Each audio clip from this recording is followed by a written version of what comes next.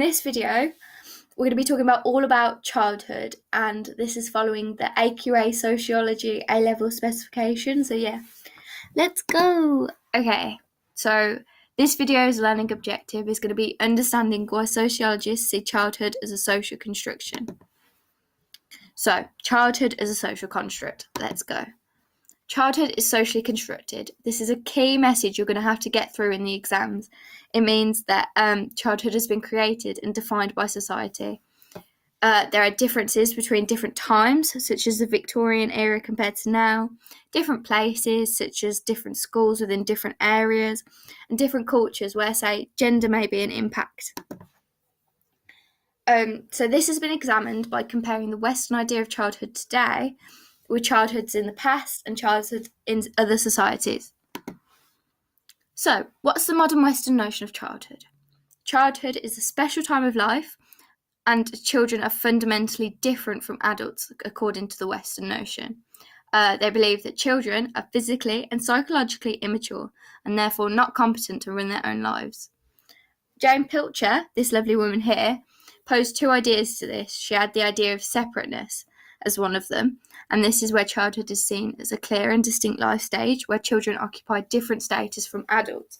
So this is emphasised in ways such as laws, clothing, products and services such as toys and books, let's say, and play areas. Like the play areas in adult equivalent could be, say, pubs. Okay, so she also posed the idea of a golden age. So childhood is a golden age of innocence and happiness. So children in a Western notion are seen as vulnerable and in need of protection from the adult world, so they must be kept separate from it. As a result, they live lives of leisure and play within the sphere of family and education, where adults provide and protect for them. So yeah, pretty good time if you ask me. However, this childhood is not universal. Wag in 1992 stated that there is no universal childhood. Instead, childhood is socially constructed. While all humans go through the same life stages of physical development, different cultures can define this process differently, and childhood can be defined completely differently depending on where you are, let's say. Support comes from Benedict in 1934. She stated that children in simpler, non-industrial societies are generally treated differently from their modern Western counterparts, and this is done in three ways. So, in non-industrial societies, responsibility is taken at a much earlier age. So, Punch studied that childhood in rural Bolivia. She found that at only 5, children are expected to take on work and responsibilities without question or hesitation. Similarly, Holmes found that in one of his villages he studied, the phrase too young was never given as a reason for a child not to be permitted to do a task. Instead, it was based on whether a child feels they're able, which I reckon could be quite risky. So yeah, another way it's different is through children's sexual behaviour, which is often viewed differently. So I don't know how to say this, Malinowski, just remember how to write it rather than say it, is my tip, found that among the islanders, adults took an attitude of tolerance and amused interest towards sexual exploitations and activities, whereas in a Western society, I'd say it's less emphasised because you have certain age restrictions. So yeah. Another way this is done is less value is placed on children showing obedience in non-industrial societies. So an example is Firth, who found that among Tacopia, the Tacopia following a grown-up's order is not a right to be expected by adults. So children don't have to follow an adult's orders. Overall, they showed that there's much less of a dividing line between what's expected in children's behaviour and adults' behaviour in non-industrial societies overall. So you've got the globalisation of Western childhood next. So Western norms, like we've just been speaking about say like the golden age, where you have a separate life stage based on a nuclear family often, and where children are dependent and vulnerable on the adults. So this idea has been exported and imposed on the rest of the world. So, for example, campaigns against child labour or concerns over street children in developing countries reflect Western views about how children ought to be. So they're saying that it's not right to be treated the same as adults, basically. However, such campaigns have had little impact on the position of children in developing countries still. So although they're trying now, if they still haven't industrialised, it's less likely that children will have different rights from adults. So another way how it can be different, not only through different places, but also it can be different through like different time periods. So the historical differences in childhood. Aries is a key researcher for this. So Aries in 1960 argues that in the Middle Ages, the idea of childhood in fact just didn't exist at all. Children were not seen as having different nature or needs from adults. They were basically the same.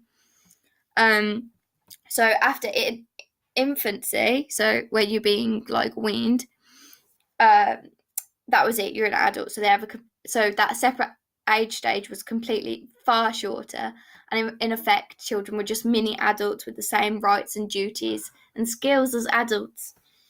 An example of this is that laws made no distinction between adults and children, so they often received the same severe punishments. Whereas like now you'd have juvie or something, or maybe like a slap on the wrist, but no.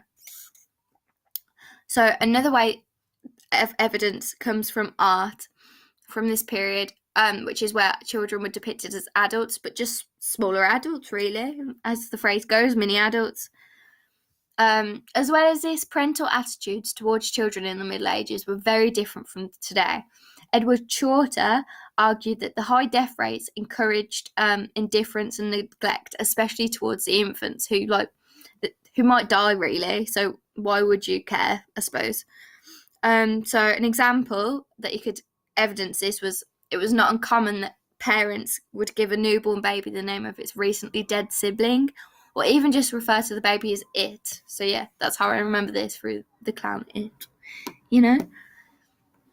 However, Aries did believe that elements of the modern notion of childhood did begin to emerge from the 13th century onwards.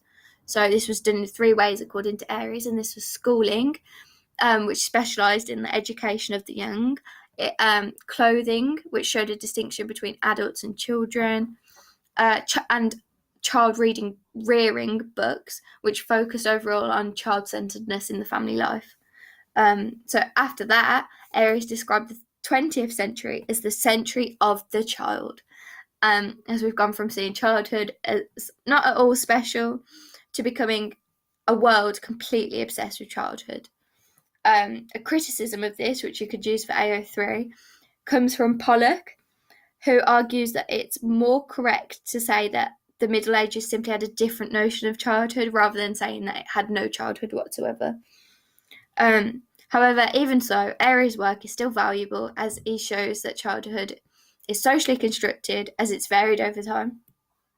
So, an exam question could be that reasons for the changes in the position of children.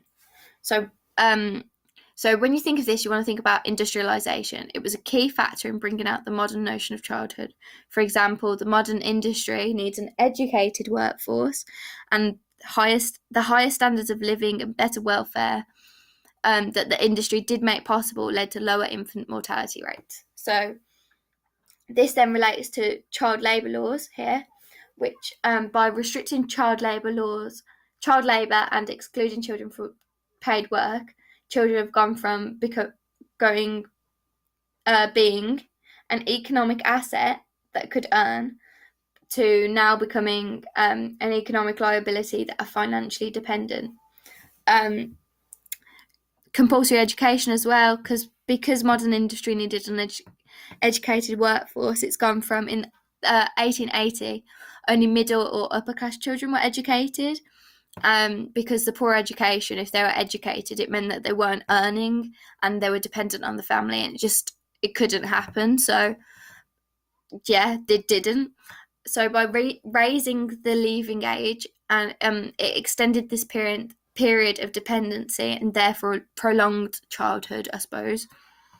And smaller families reduced infant mortality rate, which came from industrialization. This encouraged parents to make greater financial and emotional investment into the few children they had.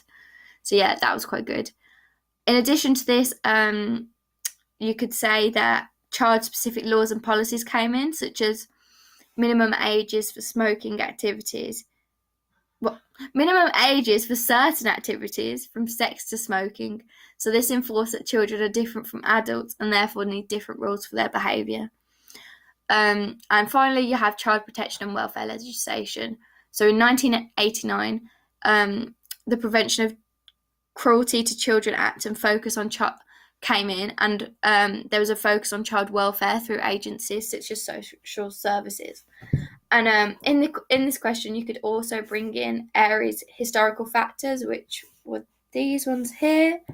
So yeah, that's everything. I hope you enjoyed, and we'll be doing the rest of it next video.